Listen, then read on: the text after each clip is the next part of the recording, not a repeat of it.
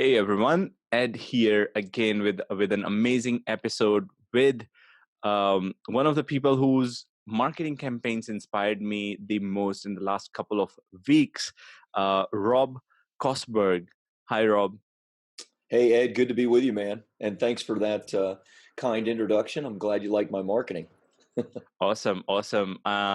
So, Rob, quickly for people who don't know, would love to have an introduction about yourself from you. Yeah, I'm the founder of Bestseller Publishing. So BSP, we ghostwrite books for clients. We do publishing, book launches, and done for you media. So we actually get our clients on TV, radio, podcast, blogs, that kind of thing. And so I'm very, very familiar with using books both for myself and for my clients to grow businesses. Wow. So tell me a little bit more about your. You mentioned book launches, books, and book publishing and stuff. Mhm. How is it like? Is it a publishing house? How is it different from traditional publishing houses? And Yeah, who participate in these publishing?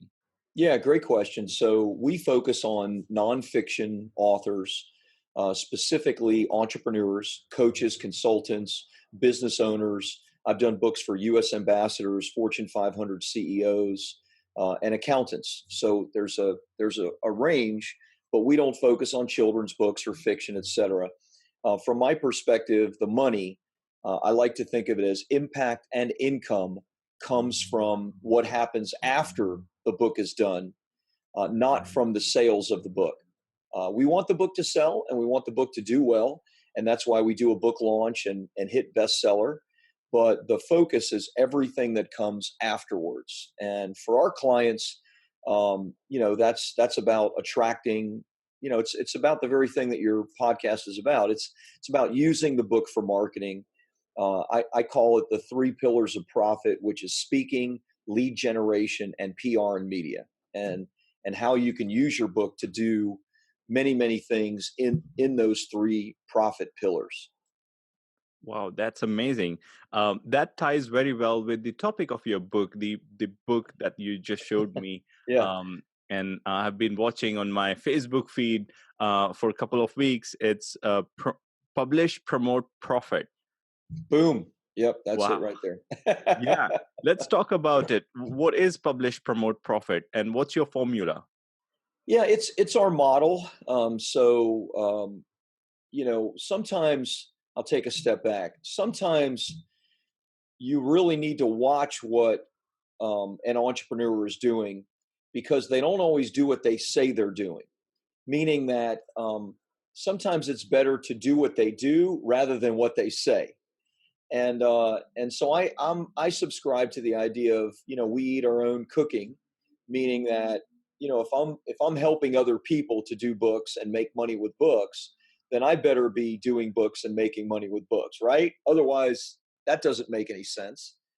And I'm the book guy without a book. I have multiple books, and so the model for us is very simple. It's again for that particular author, the nonfiction business owner, entrepreneur author, to have a fantastic book that gives great content, and this book really lays out our entire process, which is a three-step process. We call it Publish, Promote, Profit. Even before this book was done, that was our three-step process. And it's about having the right book that attracts the right client, that is launched and marketed to bestseller, and then is used in those profit pillars, the three things I mentioned earlier. Right. So I've also noticed that this book is being given away for free on your campaigns. Sure. Um, if you take time and effort to write the book, why would you give it away for free? Because I make a lot more money giving it away for free than I ever do in royalties. Now that's a short answer, but you probably want more than that, right? Right, Um, because also that I see that you're running paid adverts, and you have sure. like a well-oiled funnels and machine working behind those book funnels. um, there's a certain amount of money that has gone in it. And Yeah. when you advertise on Facebook, often it may cost you much more than the money that you can recover from the sale, or from just charging the shipping and delivering the book. So first you're taking the cost of the book on your pocket, then Yep. the cost of the ads. So how does the whole dynamic work out? So let's talk from the context of your book itself. So publish, promote, and profit. So I can see that you published the book, then now you're using this mechanism to promote it. Uh, Intuitively, it doesn't look like profitable. So how the profitable equation comes into place?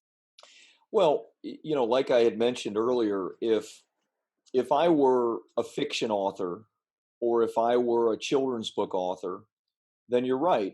I wouldn't be making any money because I would be relying simply on the royalties to, capture income. But obviously, I'm an entrepreneur with a high ticket service, and so our clients are entrepreneurs with high ticket services. What they're really trying to do is not sell books. What they're trying to do is be more known in their marketplace, be an authority in their marketplace, and then use that authority leadership to attract the best clients. And that's what we do with our book funnel. And I can give you the details of that. But my book, when I launched it, the publish and promote part actually has to do with Amazon. So we still believe in Amazon being an avenue of authority and promotion. However, I actually compete with Amazon. And what I mean by that is the real profit does not come from what I'm earning from Amazon, even though right now, this book remains, we launched it probably 8 months ago. In its categories, it has continued to be in the top 10, top 15, out of tens of thousands of books, which is great. So it's selling every day at $24.95, and I make a nice royalty from that. But I'm competing against Amazon, and I'm telling people you can buy it on Amazon for $24.95, or you can get it from me for free. All you have to do is cover shipping. Because what I'm looking for is I'm looking for the person that says, I'm your ideal client. I'm the exact person that wants to follow this process. And of course, even then, it might only be 20 people out of 1,000 that buy it. But when you're selling something that's 10,000, 20,000, $50,000, you know, you get 10 clients, you make a $500,000. That's pretty good. Wow, that makes so much sense. So do you have a numerical science, or in the sense, have you considered the science part of it? So how many books do you have to give away to get to a point that you can surely say, okay, after these many books, I'll get a client, or approximately? Yeah, it changes a little from month to month, but right now this book is generating 400 to 500,000 a month in revenue to my company, and that's with selling through our funnel between a low of 750 to a high of 1,500 a month. Most of the people that are coming in there are some upsells and downsells. If you've been through the funnel, you know how that works. We offer some things that could be of help and service to people, but ultimately what we're trying to do is get people into a consultative sales call who is our ideal client. And so with let's say on average 1,000 books being sold, we'll probably have 200 consultative phone calls. And of those 200 phone calls, about 90% of them are not a fit for our services, but about 10% of them are. So we're gonna bring on 20, maybe 25 clients out of that 1,000.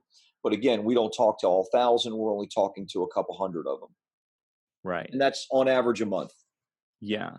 And how does a book play a role in making a difference in the type of people who are coming on a call with you, on those consultative calls? So, how is a person who's coming after reading or going through the funnel and coming to a call with you, or compared to the person who's maybe Google searched you or just come through a reference and Yeah. is new to you? What's the difference? Well, there's a massive difference. I mean, and obviously I'm the book guy, so what am I going to say? A book doesn't matter, I mean, of course I'm going to say a book matters, but there are plenty of other people, like pick an industry. I don't care what industry, financial services, legal, any number of industries. And the people that are at the top of that industry are authors, and they're best-selling authors. I don't care what industry it is. So we innately know that it's hard to write a book, especially if you've tried to do it. So somebody that's written a book on a specific topic and it has become successful is a person that already is looked at as a thought leader in the space. So the people that come to me, and most people are not speaking to me, they're speaking to my team in these consultative sales calls. But the people that come to us already see me and see what we do as an authority in the space because they've read the book. They, for whatever reason, it resonates with them. They get it, right? The light bulb goes off, and then they actually see me doing what I'm telling them to do. And so then it's like, okay, he's completely congruent with what he's teaching. He's not teaching use Facebook ads and then using Google, right? He's not teaching use direct mail and you found them on Facebook, right? Because you see a lot of people that honestly aren't super congruent in what they do. They're doing one thing, but they're telling you to do another thing because that's what they sell. And so the people that come are really, really, they see us as the right place. And so they're qualified from the standpoint of they want us, they want what we do. Then it's a matter of are they qualified and a fit, from the standpoint of can we really help them? Do they really have an expertise? Can we take that expertise and is there a way to really massively monetize it for them? And then, obviously there's an investment. So they have to, be prepared to make the investment. Wow. So that's a lot, right? yeah, it's like a condensed masterclass. Right. So the next question I have is the type of people who should be publishing using your formula, using your Yeah. company. Let's talk a little bit about them. So which type of people, I mean, yes, we know that they are nonfiction authors and stuff. Which type of people should consider publishing, and what needs to happen in order for them to succeed in getting clients, not just publishing, and how your services, your company actually help them get through this whole thing done? Yeah, great question. That's a really important question. The best way to qualify it on the front end is, are you an expert that commands a high ticket price? And that high ticket price point, I would say at a minimum needs to be in the $2,000, $3,000 range. Obviously, the higher the price point, the better. But if you're an expert and you sell balloons or you make balloon animals, probably don't need a book, because it's going to be really hard to sell enough balloon animals to make back your return on investment. If, on the other hand, you are selling, how to have your own business making balloon animals, and that's a $3,000 package, then you could have a book on how to make balloon animals. By the way, I've never used that example before. I just pulled it right out of here. So just so I say it, I don't know why I use that. But you understand the point there. If you have an expertise and you can charge for that expertise in the thousands of dollars, 2, 3,000 and up, then a book, in my opinion, is not just of great help, but if you want to grow your business to a certain level, it's a necessity. At some point, you will need a book to continue to be an authority or to grow to be an authority in the space, and it makes everything easier. Everything is easier when you have a book, because people see you. You're framed the right way, right? Like at the end of the day, we're all in competition, Ed, right? The things you do, there are other people that do those things. The things that I do, there are other people that do those things. And so, really, the competition comes down to a number of things. But one of the major things it comes down to is how are we framed to our buyer? How do they see us? And if they see us as the credible expert and authority in the space, and they see us as somebody that's actually making massive impact on the world and a massive income from the very thing that we're doing, I mean, why would they go somewhere else? I mean, maybe they hate my beard. I don't know, but I mean, there's a reason, right? That they might go somewhere else. But for the most part, we check off as many boxes as we can, and the book does that for people. So that's the number one way to qualify whether or not you should have a book. Wow. Awesome. Awesome. Cool. So I think I know that you're still running that campaign, the one that gives away the book for free, and Yeah. Why would I pre- stop? yeah, and maybe we can talk about where people can. I highly recommend everyone to actually go through these books, like go through the campaign, go through the marketing, see the confidence, see the way these books are positioning the author in Mhm. in in their area of expertise. Um, Yep. and try to imitate that, and seek help if you need. Rob is here. Go ahead, and maybe Rob, you can tell some URL where people Mhm. can go and find the book, find more about you. If they want to contact you, how they can contact you as well. Yeah. Yeah. First of all, let me say that's really good advice. Sure. Publishpromoteprofit.com is where someone can go through my funnel and get the book. And that's great. But I buy personally, like just to make a statement about what you do, what you just said, I buy almost every free plus shipping thing that I come across, and I video. I use Loom to do a screen video of everything, and I've been doing this for a couple of years now. I have dozens and dozens and dozens, which also I share with my clients, and I give input on that. I do that because I want to see what other people are doing. I'm looking for ideas always. So what you're sharing is really, really smart. Russell Brunson, who's a good friend of mine, says that you can get $1 million worth of marketing wisdom oftentimes for $100, even less, by just going through somebody else's successful funnel.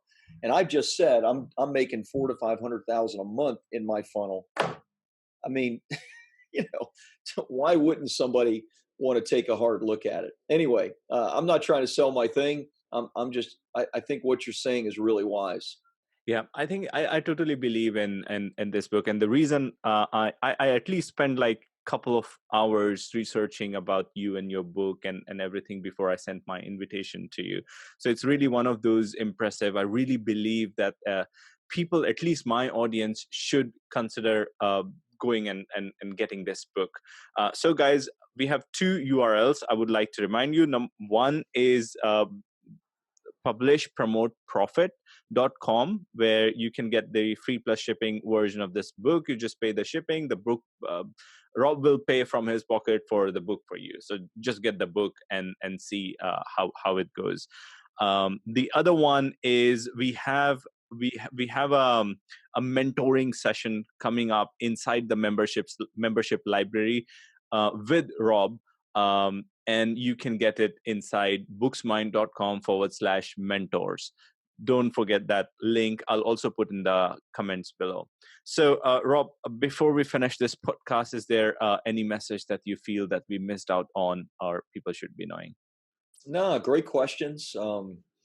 Especially the last question about who would really it apply to, and I'm not asked that a lot. So that in my opinion is a way for somebody to be able to see really quickly, would this work for me or not. So great stuff.